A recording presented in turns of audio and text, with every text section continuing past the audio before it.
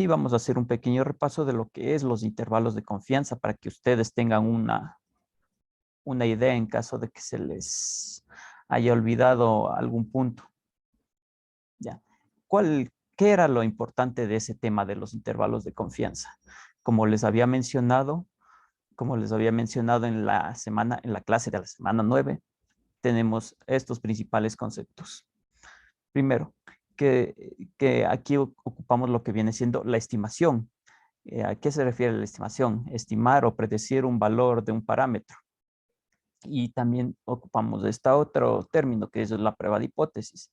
¿Y qué es en sí una prueba de hipótesis? Como dice el libro, tomar una decisión acerca del valor de un parámetro con base en alguna idea preconcebida acerca del cual podría ser su valor. Por eso, en la prueba de hipótesis siempre se define dos hipótesis, una que es nula y una alternativa. En caso de que no se cumpla la nula, pues obviamente tendrán que optar por la alternativa. Ya, bueno, en sí sigamos bajando, que lo esencial, lo más esencial de este punto eran estos de aquí, que viene siendo la estimación puntual. ¿Qué es el estimación puntual? Con base en datos muestrales se calcula un solo número para estimar un parámetro poblacional. Es decir, que yo tengo un grupo de datos y, por ejemplo, como les explicaba en la semana 9, incluso ya vamos a ver más abajo, el ejemplo de los blancos, que tengo ahí un conjunto de disparos. Entonces yo en base a todos esos disparos, yo puedo estimar que el disparador tiene buena puntería o tiene mala puntería. Hace 10 disparos y digamos de los 10 disparos, 8 acierta, entonces yo podría concluir que el disparador tiene una buena puntería. Pero como les decía, también no pueden ustedes estimar con solo dos respuestas, digamos. El, el disparador hace 2 intentos y esos 2 intentos dan en el blanco. Entonces yo con eso no puedo yo estimar que el disparador que es un buen disparador, porque necesito muchos más datos para yo sustentar mi respuesta. No puedo yo decir, sí, es bueno solo porque atinó 2, porque esas 2 podrían ser de suerte. Por eso al menos necesitaba unos 10 datos y de esos 10 datos que al menos el 70-80% acierte para yo estimar que tiene buena puntería. ¿Ya? Bueno, y en sí el otro concepto es la estimación de intervalo. ¿A qué se refiere esto de estimación de intervalo? Como les había mencionado también en esa clase, tenemos un conjunto de valores. Eso se refiere a un intervalo, un conjunto de valores.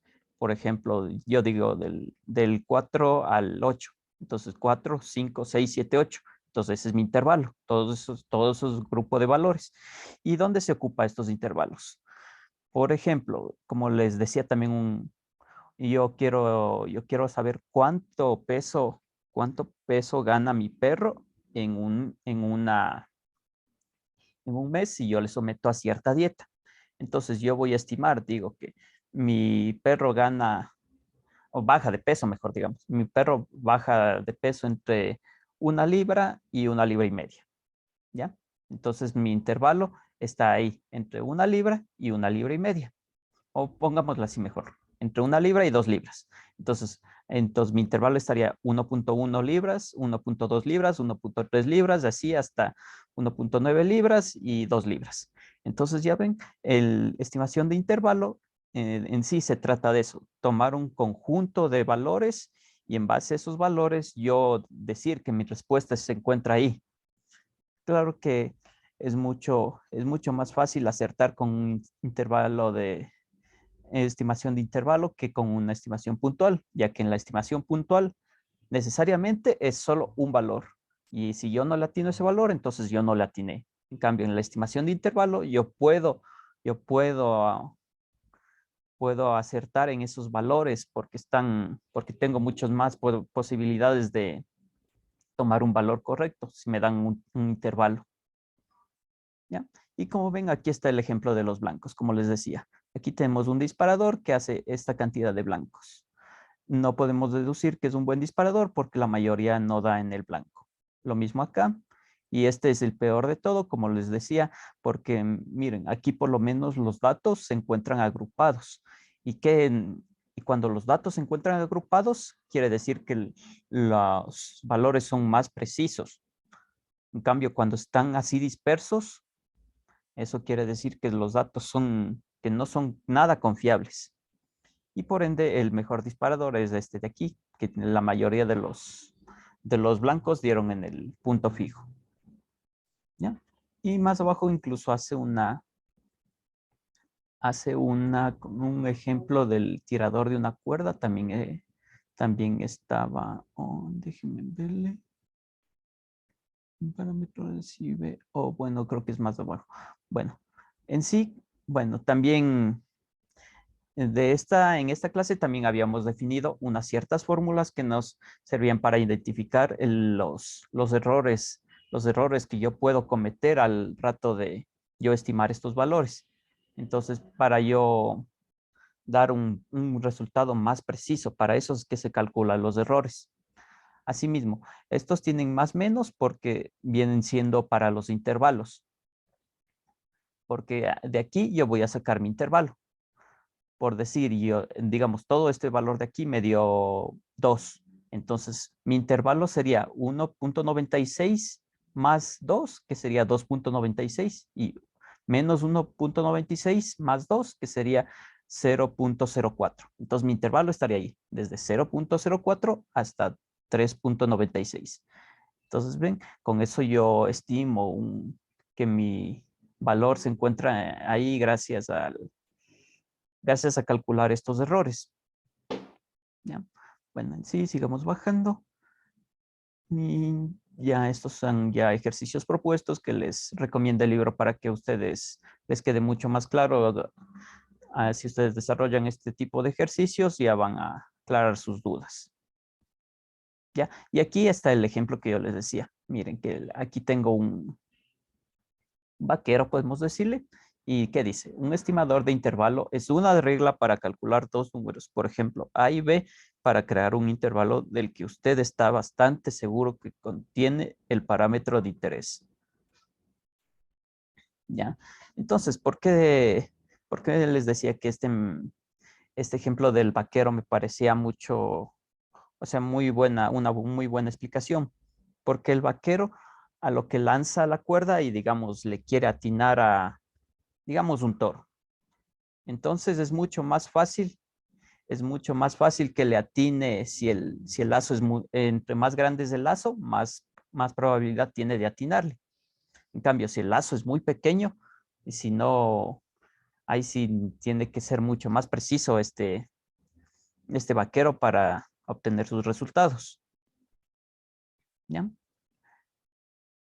Y bueno, en sí, todos estas, todas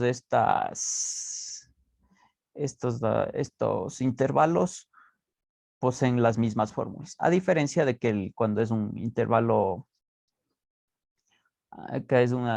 cuando tiene así un intervalo muestral, entonces se ocupa la siguiente fórmula, que es Z alfa sobre 2, el cual también más abajo aquí define cómo se obtiene Z.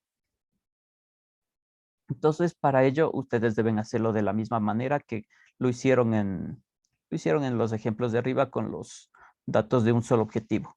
Entonces, aquí ustedes calcularían Z, aquí reemplazarían Z.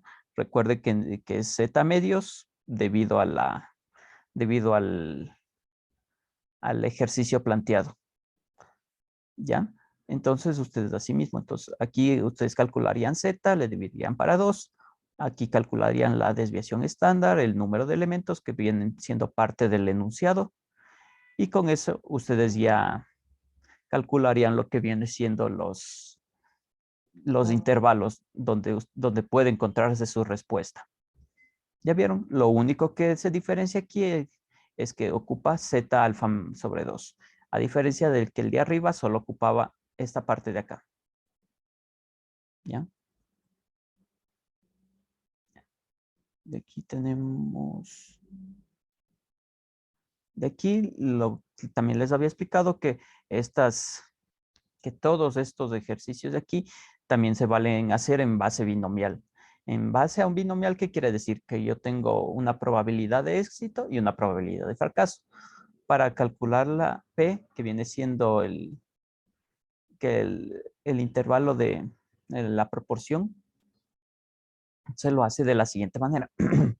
Tenemos X, que es el número total de éxitos, versus el número total de intentos. Es decir, regresemos al ejemplo del vaquero.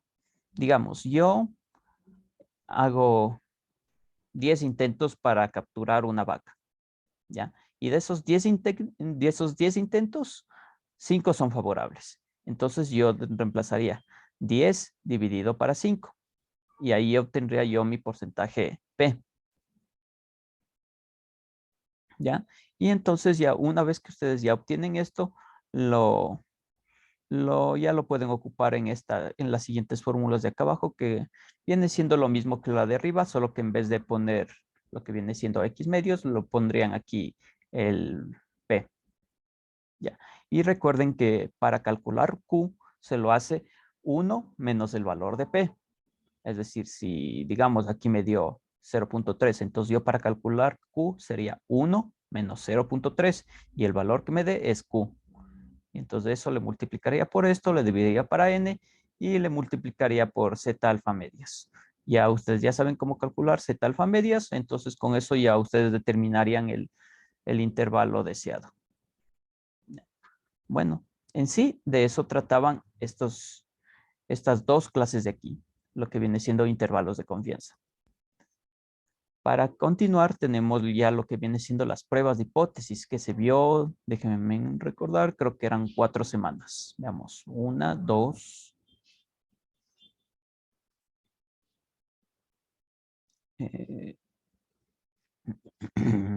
3 no, 3 semanas. Ya, listo. Entonces, en estas 3 semanas se vio todo lo que viene siendo pruebas de hipótesis. Y para ello, entonces yo les había aquí colocado este archivo Word con todo lo que ustedes necesitan saber, porque en sí, este archivo abarca todos esos temas. Aquí tenemos la desviación estándar para cuando tenemos una prueba de hipótesis de Z. Entonces yo la varianza la calculo de la siguiente forma. Cuando tengo los datos poblacionales, recuerden que Z se ocupa cuando yo tengo datos poblacionales. A diferencia del estadístico de prueba T de student, que se ocupa cuando yo tengo datos muestrales. ¿A qué se refiere con esto de datos muestrales? Es simple. Digamos, yo tengo 1000, como les explicaba ese ejemplo de las latas de sardinas. Yo tengo, digamos que mi fábrica produce 1000 latas de sardinas. Pero como les digo, es una suposición, porque claro, podría producir muchos más. Pero yo, de esas 1000 sardinas, yo solo analizo de ese grupo, analizo las 100. Entonces yo de esas, estoy diciendo que mi valor poblacional, podemos decirle, pero entre comillas, porque vemos que es un valor que forma parte de la población, pero no es toda la población, sino es un porcentaje, una parte. Entonces yo 100 le estoy tomando como mi valor poblacional. Entonces de ahí voy a sacar mi muestra, voy a sacar mi media y todos esos datos. Entonces solo en esos casos se ocupa el estadístico de prueba T de Student, cuando yo no abarco a todos los datos. En cambio, yo ocuparía el Z. Sí, como les decía, mi fábrica produce 1000 sardinas. Entonces yo voy a hacer mis análisis en base a las 1000 sardinas. ¿Ya? Y por ende también o sea, como el estadístico TD Student tiene otras fórmulas, entonces por ende para eso sirve, para no gastar tantos recursos, porque menos recursos me sale y menos tiempo también me demoro analizando solo 100 latas que analizando 1000 latas. Y los resultados son bastante aproximados, pero eso depende de los enunciados. Si el enunciado toma toda la población, entonces ustedes ya saben que tienen que ocupar Z. Si la población, si el enunciado no toma toda la población, entonces ustedes ya saben que no tienen que ocupar Z, sino T de student. ¿Ya? Entonces, para resolver este tipo de ejercicios, tenemos la siguiente lo siguiente, que es la prueba de hipótesis de 5 pasos. Y aquí están definidas por colores. Primero, ustedes deben definir la hipótesis nula y la alternativa. Y al igual que al igual que al igual que las clases anteriores, entonces ustedes van a tener dos respuestas. Una que abarca lo que están preguntando en el enunciado y una que sea todo lo contrario. Ya, entonces ya a esa le van a denominar hipótesis nula y a la restante le van a denominar hipótesis alternativa. ¿Y para qué sirve esta hipótesis nula e hipótesis alternativa? Primero, sirve para determinar si la prueba va a ser de una cola o va a ser de dos colas. ¿Cómo sé si es de una cola? Enfocándome en lo que tengo en la hipótesis alternativa. Recuerden, la hipótesis alternativa tienen. En base a eso, ustedes saben si la prueba es de una cola o de dos colas. Ya. La prueba es de una cola siempre y cuando en la hipótesis alternativa tenga yo un mayor que o menor que o mayor igual, menor igual, como ven aquí. Incluso yo podría tener así, también sería de una sola cola.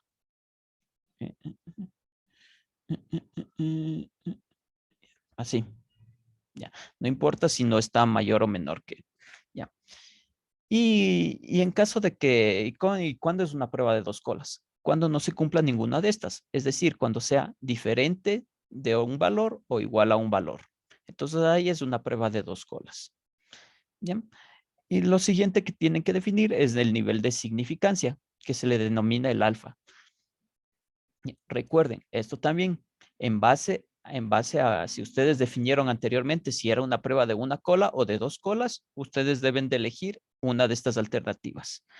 Cuando es una prueba de una cola, ustedes, digamos, yo tengo un nivel de significancia del 95%. Entonces mi alfa va a ser de 0,05, ¿ya? Entonces, si es una prueba de una cola, yo le defino de esa forma. Alfa es igual a 0,05. Pero para ese mismo ejercicio, si me dan un nivel de significancia, digamos, del 95%, entonces, y si es una prueba de dos colas, entonces yo mi alfa le debo de dividir para dos. Es decir, voy a definir aquí alfa dividido para 2 es igual a 0,025, que es en sí dividir este valor para 2. Pero ojo, esto solo es para cuando es una prueba de dos colas. Por eso es importante que ustedes definan de manera correcta la hipótesis nula y la hipótesis alternativa. ¿Ya?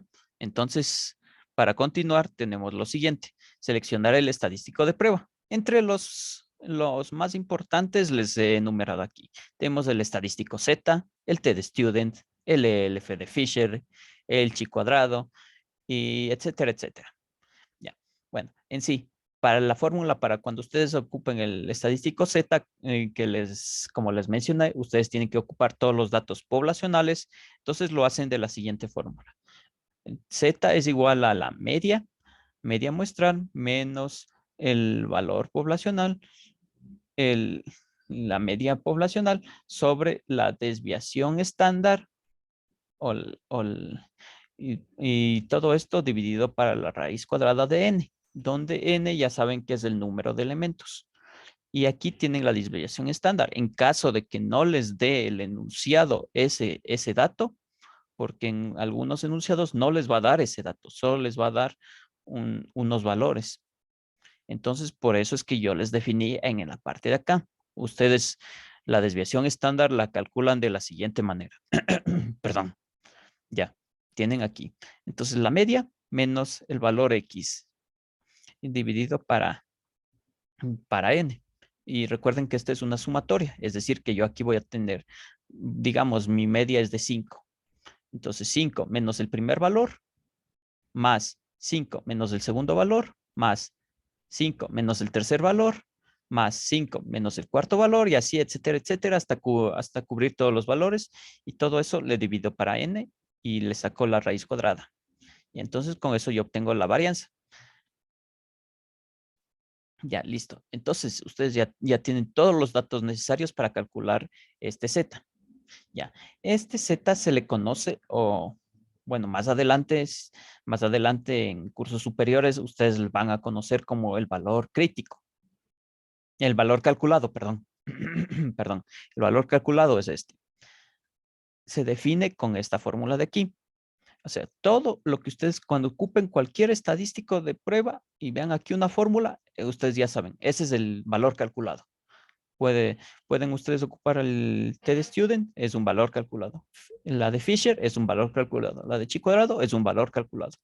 Y ahora, ¿cómo yo obtengo el valor crítico? Entonces, primero vamos a la sección 4 que dice formular la regla de decisión, que es en sí, como les mencionaba, es obtener el valor crítico es el valor crítico del estadístico de prueba seleccionado.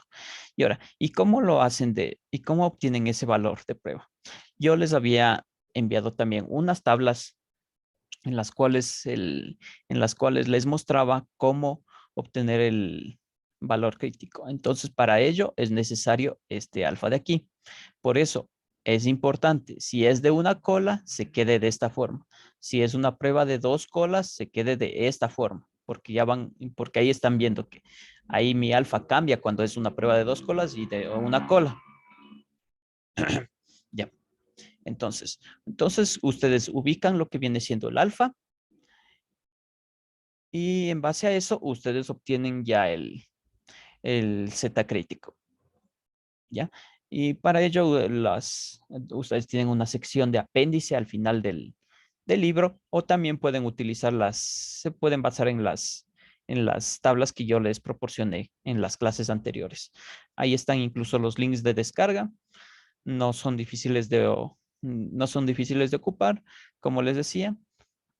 Entonces ahí ustedes tienen que ubicar el valor Z y el F de Z, donde ustedes saben que el F de Z viene siendo este valor de aquí y el Z es el valor crítico.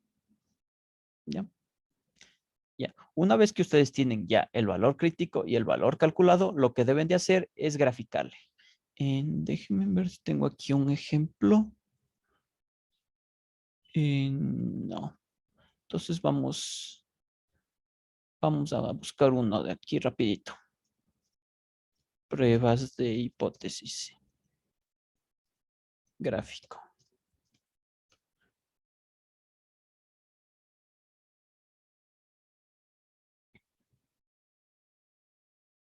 Ya, listo. Esto es lo que quiero que entiendan entonces.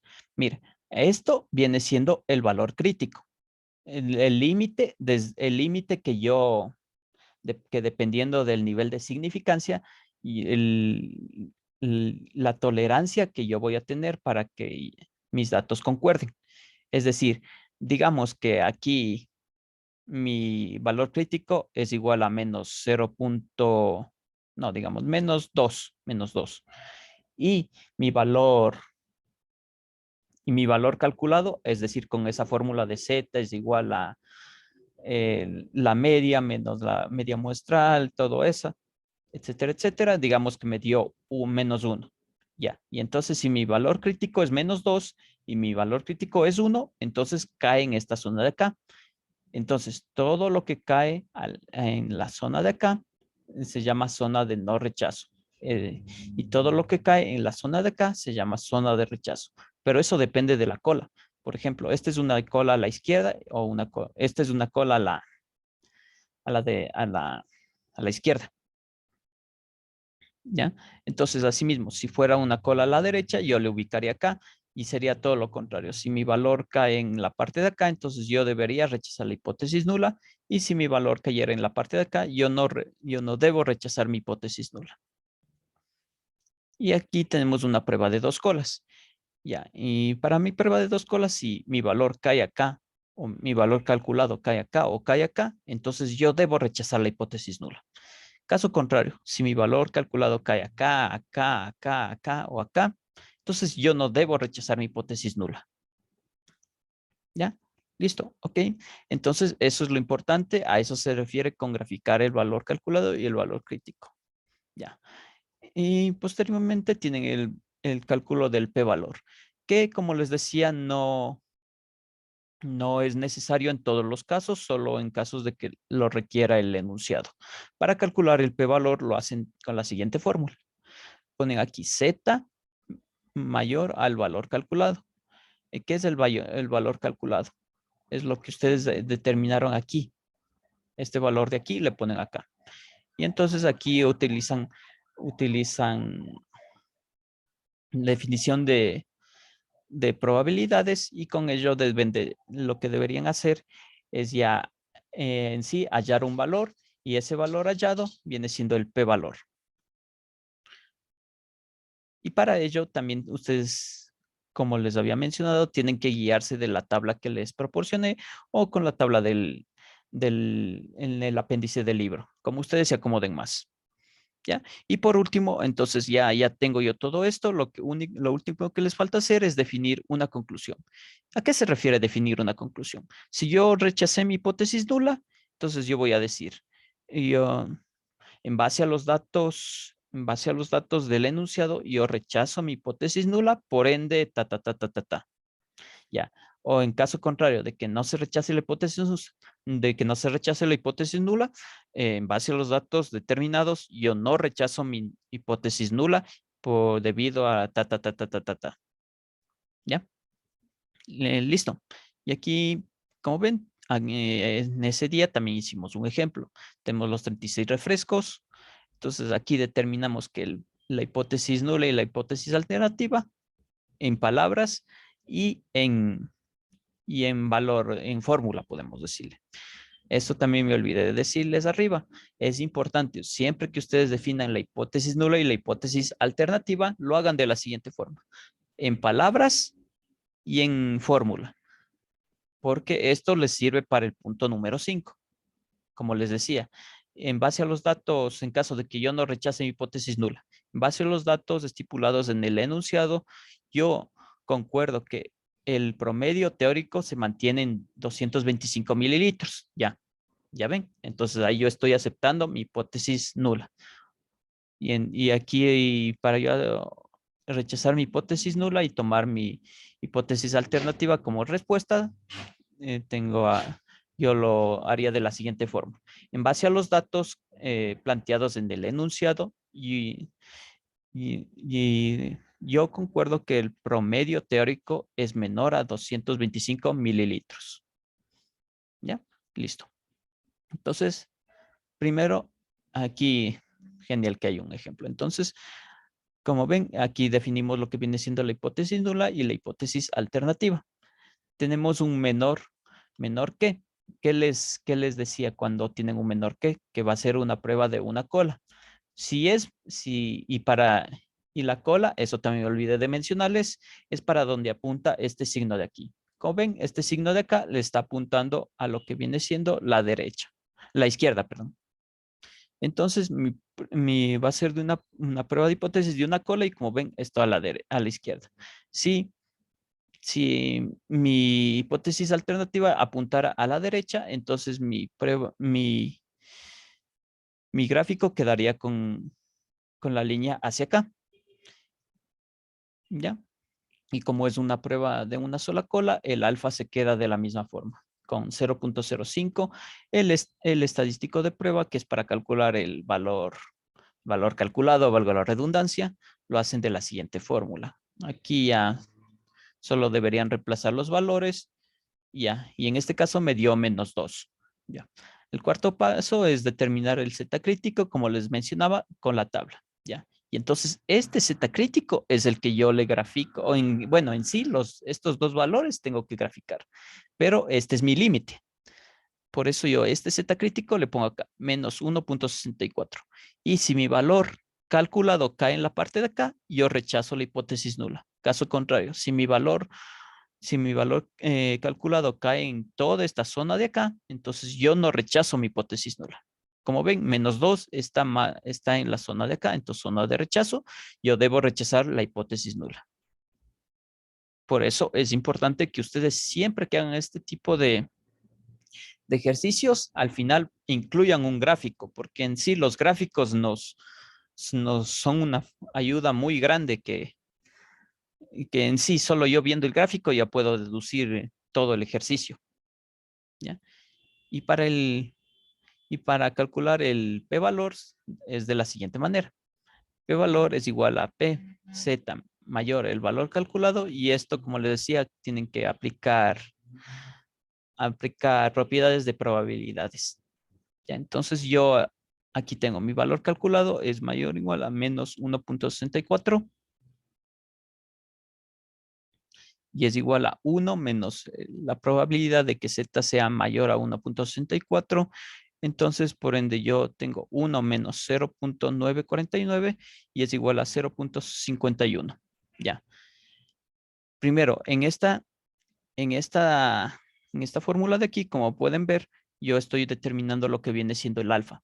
Pero aquí, para calcular el p-valor, yo no debí poner aquí 1,64 porque yo les dije aquí va el valor calculado. ¿Y cuánto es el valor calculado? Sería menos 2. Menos 2. Entonces, por ende, aquí sería 2. Y esto deberían ustedes verificarlo en la tabla. Y cuando Z es igual a 2, ¿qué probabilidad tengo? Y entonces este valor de aquí le deberían reemplazar. Aquí voy a poner, aquí deberían reemplazarlo y sumar esto de aquí. Y entonces les va a dar aquí otro resultado. Y ya, listo. Entonces así ustedes determinarían el valor calculado. Y como les decía, como paso 5 es en base al gráfico, entonces como vemos aquí rechazamos la hipótesis nula. Entonces, ¿qué tengo aquí? Concluyo que el promedio teórico es menor a 225 mililitros. ¿Qué decía mi hipótesis alternativa? El promedio teórico es menor a 225 mililitros. Y ya vieron, así de simple se hacen estos ejercicios. Ya. También en el libro, cuando están comparando dos muestras poblacionales, también en sí lo único que va a cambiar es estas pequeñas fórmulas de aquí, que tenemos un new1 y un new2, que viene siendo los datos poblacionales de la población 1 y los datos poblacionales de la población 2.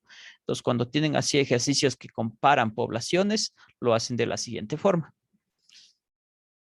Y de ahí es igualito. Para una cola le dejan el alfa como está. Para dos colas, al alfa le dividen para 2. Y miren que el estadístico de prueba Z para este tipo de ejercicios es de esta forma. ¿Ya? Listo. Entonces aquí también tienen la raíz cuadrada de S1 al cuadrado sobre N1, donde N1 es el número total de ese grupo y S1 es la desviación estándar del primer grupo de datos. S2 es la desviación estándar del segundo grupo de datos. Y N2 es la desviación, no sé si la desviación estándar. Y N2 es el número de datos totales de la población 2. Ya, entonces ven que cuando ustedes están comparando poblaciones, entonces ocuparían ustedes esta fórmula de aquí. De ahí en sí, esto de acá no cambia en nada. Se mantiene igualito. ¿Ya? Entonces así ustedes resolverían problemas como estos. ¿Ya? A continuación tenemos la que viene siendo el estadístico de prueba TD-Student. Para calcular la desviación estándar lo hacen de la siguiente manera. S es igual a esto. Ven que es igualito, pero aquí tenemos la diferencia de que es n menos 1. ¿Ya? En esto se diferencia. Recuerden que el Z era solo n. Y aquí para el estadístico T es n menos 1. Y cuando es una prueba de dos muestras, deben ocuparlo de la siguiente manera. Pero eso está explicado un poco más abajo y también ya les voy a explicar. Entonces, en sí también tenemos una prueba de hipótesis para cuando esté de student. Esto no cambia absolutamente en nada. Es igual a como se explicó arriba. Lo único que cambia aquí es el estadístico de prueba. T, que tiene esta fórmula de aquí. Entonces, asimismo, ustedes calcularían lo que viene siendo el valor crítico. Este es el valor calculado. Y si aquí, como les dije, como les mencioné, si es necesario solamente, porque no en todos los ejercicios les van a pedir el P valor. Pero en caso de que lo hagan, ya saben que tienen que ocupar esta fórmula de aquí. Y por último, definir la conclusión. ¿Ya? Y asimismo tenemos un ejercicio aquí. que dice, no existe ningún cambio o pesa más de 0.5 quilates. Aquí tenemos este ejercicio de acá. Entonces aquí lo definimos. Vemos que es una prueba de hipótesis a la derecha. Entonces, por ende, mi gráfica ya no va a ser el corte hacia acá, sino el corte en la parte de acá. Y es lo que vamos a ver. El estadístico de prueba es el T. Reemplazamos los valores, obtenemos el que viene siendo el valor calculado. Ya. Aquí obtenemos lo que viene siendo los grados de libertad. Otra cosa importante. Cuando ustedes ocupan el estadístico de prueba T de student, ustedes siempre van a determinar lo que viene siendo el grado de libertad, porque el grado de libertad ustedes le ubican a sí mismo en la tabla. La ubican en la parte derecha, cuántos grados de libertad tiene y el alfa en la parte de acá. Y entonces lo único que hacen es la intersección, ese es mi valor crítico. Y ahí, como pueden ver aquí, mi valor crítico me ha dado que es 2.051, que es que viene siendo el corte. Ya. ¿Y cuánto me dio mi valor calculado? Es 1.32. Ya. Entonces, vieron que el gráfico aquí está volteado a, a- a diferencia del ejercicio anterior. Entonces, si mi valor crítico, calculado, perdón, cae en la parte de acá, yo debo rechazar la hipótesis nula. Caso contrario, si mi valor calculado cae en la parte de acá, yo no debo rechazar la hipótesis nula. Como vemos, nos dio 1.32, entonces está en la zona de no rechazar la hipótesis nula. Y porque si hubiera caído acá, yo rechazo la hipótesis nula como en el ejemplo anterior. Entonces, como yo no rechacé la hipótesis nula, entonces yo llego a la siguiente conclusión. Se concluye que debido a la información expuesta por el enunciado, no se rechaza la hipótesis nula, por lo que no existe ningún cambio en el peso de los quilates. ¿Ya ven? Esta está un poquito más desglosada que la anterior y yo les recomiendo que ustedes lo hagan de la siguiente forma. Es mucho más preciso y por ende si una persona quiere leer los resultados que ustedes obtuvieron, va a encontrar mucha más información relevante de esta forma que solo decir, que solo poner la hipótesis nula o la alternativa como ya había puesto en el otro ejercicio. Ya, listo. Entonces, para estos ejercicios también ustedes van a poder comparar dos muestras poblacionales.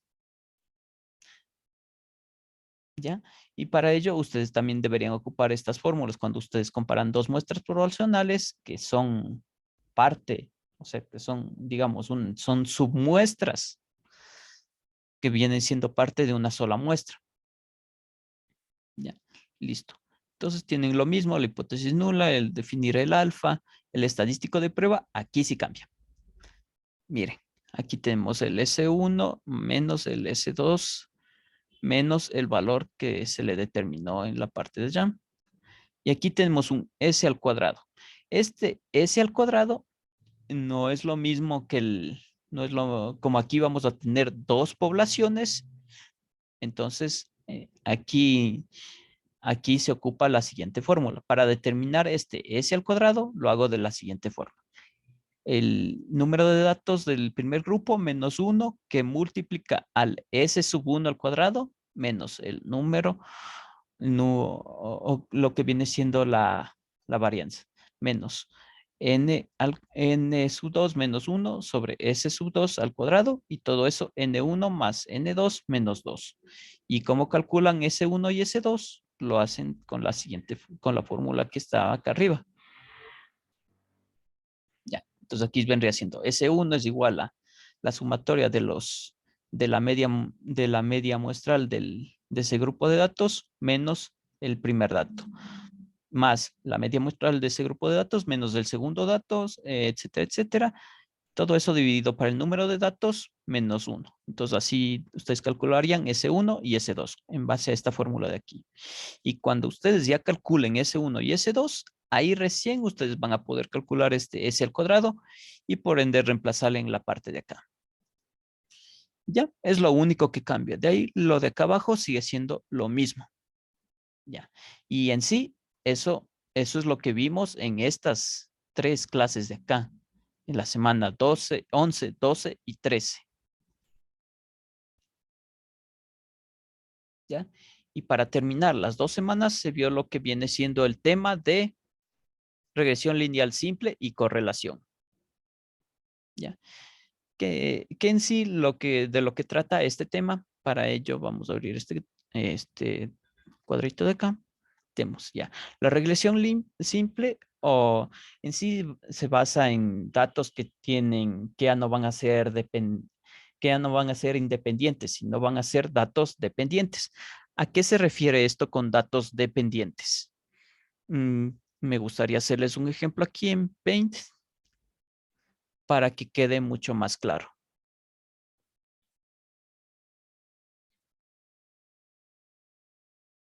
Ya. Pero en sí, hasta que se abra, ¿qué es un dato dependiente? Como su propio nombre dice, depende de algún otro dato. Entonces, yo aquí tengo una fórmula. Pongamos, y es igual a 2 menos x. ¿Ya? Entonces, voy a hacerle un poquito más grande ya. Ya. Entonces, mi valor dependiente vendría siendo este de acá. Vamos a, vamos a ponerle de esta forma. Ya, valor dependiente. Y este vendría siendo mi valor independiente. Vamos a ponerle otro colorcito.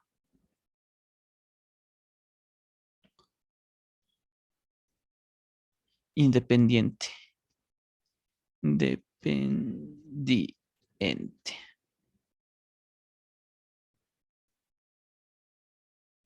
Dependiente. Dependiente. Ya, ya. En sí, esto tienen que ustedes saber cuando están analizando este tipo de ejercicios. ¿Cuál es el valor dependiente y cuál es el valor independiente? Como podemos ver, y es dependiente. ¿Pero por qué es dependiente? Porque yo necesito un X para darle un valor a un Y. En cambio, el X, ¿por qué es independiente? Porque el X no necesita de ningún otro valor para existir. Es decir, cuando X es igual a 1, Y ¿cuánto va a valer? Y va a valer 2 menos 1, 1. Cuando X es igual a 2, Y va a valer 0. ¿Vieron? El X no necesita, en sí el X no es igual a nada, no está igualado a nada. El X es solito, es un valor solito. En cambio, el Y para existir necesita de un X, por eso es dependiente. Ya, y en sí este tipo de datos tienen esta característica, que se basan en ejercicios cuyos enunciados tengan un grupo de datos que tengan así una codependencia entre sí. Para ello, existen varios tipos de modelados. Aquí les vamos a hacer un pequeño gráfico para que me entiendan de mejor forma. ¿Ya? Entonces, como vemos, aquí vamos a tener un conjunto de datos, digamos, para Y, digamos que tengo 2, 3, 2, 4, 5, 6. Me estoy inventando por si acaso. 2, 5, 6. Y digamos que para X tengo los siguientes valores. Tengo 1, 2, 3, 4. Ya. Entonces, como ven, entonces yo aquí tengo una serie, par de datos. ¿Para qué me sirven este par de datos? Para yo poderlos graficar en mi plano cartesiano. Por ejemplo, yo graficaría el punto 2, 1. Entonces yo lo grafico en la parte de acá, digamos. 2, 1, digamos que está justo. Vamos a ponerle de esta forma mejor.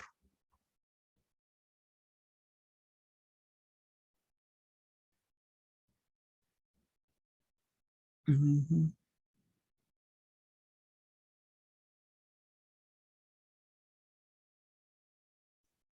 Ya. circulito. Ya, digamos que ese es mi primer punto. Ya. Mi segundo punto que dice 4, 2. 4 más o menos por acá y 2. Ya, ahí está mi segundo punto. Mi tercer punto, 5, 3. 5 y 3, más o menos por acá. Y mi otro punto, 6, 4. 6, 4, más o menos por acá. ¿Ya? ¿Vieron? Entonces yo tengo una serie de puntos. Y para este tipo de ejercicios nos sirve para yo poder identificar cuál es la trayectoria que siguen estos puntos, podemos decirle. Como vemos aquí, podemos deducir que estos puntos siguen esta trayectoria. ¿Cómo le deduzco? Desde el punto inicial que marqué hasta el punto final. Entonces, yo veo que tiene esta trayectoria de aquí. Bueno, pero no siempre se va a cumplir eso de que ustedes tienen que ver el punto inicial y el punto final. A veces ustedes solo tienen que ver el que está más cercano acá y el que está más lejano acá. Y entonces en base a eso, ustedes deben aquí trazar lo que viene siendo una línea. Ya. Y como vemos, aquí yo tracé una línea diciendo que mis datos siguen esta trayectoria. Y como ven, es una línea inclinada hacia arriba. Entonces, esto quiere decir que es una correlación ascendente. A diferencia, si mis datos estuvieran de la siguiente forma, eh, déjenme poner,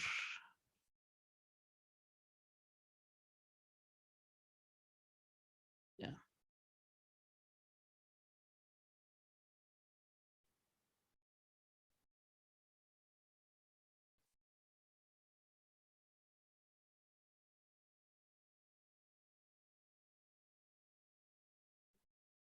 ya, listo. No sé si está bien. Ya. Ahora, quiero que sepan cuando es descendente. Mire, va a tener la siguiente forma.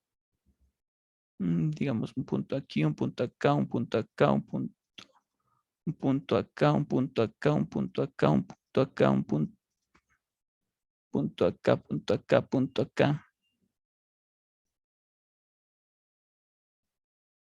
Ya, ¿vieron? Entonces, qué trayectoria está siguiendo? Bueno, este de aquí vamos a quitarle para que se vea un poco más clara la trayectoria. Ya, ya, ¿ven? Entonces yo me ubico aquí en el eje Y, en la parte, el punto más cercano al eje Y, que viene siendo este de acá o este de acá. Y entonces en base a eso yo voy a trazar una línea. Entonces yo voy a decir más o menos mi línea pasa por estos puntos de aquí. Entonces tengo que hacerles que sea el más aproximado. La línea tiene que estar tiene que ser más aproximado a los puntos. ¿A qué me refiero con esto de más aproximado? Que esté más cercano a los puntos. Por ejemplo, yo no puedo trazarle de esta forma, porque vemos, aquí está pasando por los puntos, está perfecto, pero acá está muy lejos, muy lejos, muy lejos, muy lejos, está lejísimos, lejísimos. ¿Vieron? En cambio, si yo trazo una línea acá, entonces vemos que está cerca, está cerca, está cerca, está cerca, no está tan cerca, está cerca, no está tan cerca, está cerca, está cerca, está cerca, no está tan cerca, no está tan cerca. Pero vemos que hay mayor cantidad de puntos que están cerca, a diferencia que si yo trazara una línea así, que claro, me beneficia estos dos puntos, pero el resto de acá veo que están lejísimos. Ya. Pero bueno, en sí lo que quiero que entiendan es cuando la línea se traza de esta forma, es decir, para abajo, es una correlación descendente. Es decir, mis datos están correlacionados de forma descendente, porque yo tracé una línea para abajo. Ya. Y en sí, este tema lo que trata es del uso de los mínimos cuadrados para yo deducir esta línea de acá. Y ahora, ¿cómo yo calculo esta línea de acá? ¿Cómo sé yo cuál es la línea más, podemos decirle, la más exacta? Aquí, espérenme, déjenme trazarle aquí la línea de nuevo. Ya. Entonces, yo cómo sé cuál es la línea más exacta que debo, o cómo sé yo qué puntos deben pasar aquí por esta línea. Para ello se ocupa, como les decía, el método de los mínimos cuadrados. Para ocupar el método de los mínimos cuadrados, lo hacen con los siguientes datos. Tienen n, que es el número total de datos, es decir, regresemos a este ejercicio, mi n vendría siendo, esto viene siendo un dato, esto viene siendo otro dato, esto viene siendo otro dato y esto viene siendo otro dato. Todos estos pares ordenados, entonces estos vienen siendo mis datos. Aquí tenemos 1, 2, 3, 4. Para este ejemplo, n vendría siendo 4, que son mis datos totales. Ya. Seguido tenemos las sumatorias. La sumatoria en X, en Y, sumatoria de X por Y y la sumatoria de X al cuadrado. ¿Qué es en sí? Tomar todos los valores que están en X y sumarlos. Todos los valores que están en Y y sumarlos. Multiplicar el valor de X por Y y sumarlos. Y elevar el valor de X al cuadrado y sumarlos. Ya. Seguido tenemos la ecuación de aproximación. Esta ecuación de aquí es lo que me ayuda para yo poder dibujar esta línea de acá. Ya. Para ello tenemos los siguientes datos. Mx más B. Y vean que este es un Y techo. No se confundan que esta Y de aquí es muy diferente a esta de Y de acá. ¿Ya? Entonces, para ello necesitamos lo que viene siendo el valor de B y el valor de M. El valor de X, ese sí lo podemos determinar. Pero ahorita lo que necesitamos es el valor de B y el valor de M y el valor de B. Entonces, para M tenemos el siguiente. Para eso ocupamos estas sumatorias que habíamos definido antes. Las ponemos en esta fórmula y calculamos M. Y para B lo hacemos de la siguiente fórmula. Es igual a Y, esta rayita no es lo mismo que este de acá, no se confundan. Esta es el promedio, podemos decirle. Por eso tenemos la sumatoria de los datos en Y dividido para N. Entonces el promedio en Y aquí asimismo tenemos el promedio en X. Entonces aquí hacemos esta operación, M ya la habíamos calculado y con eso obtenemos B.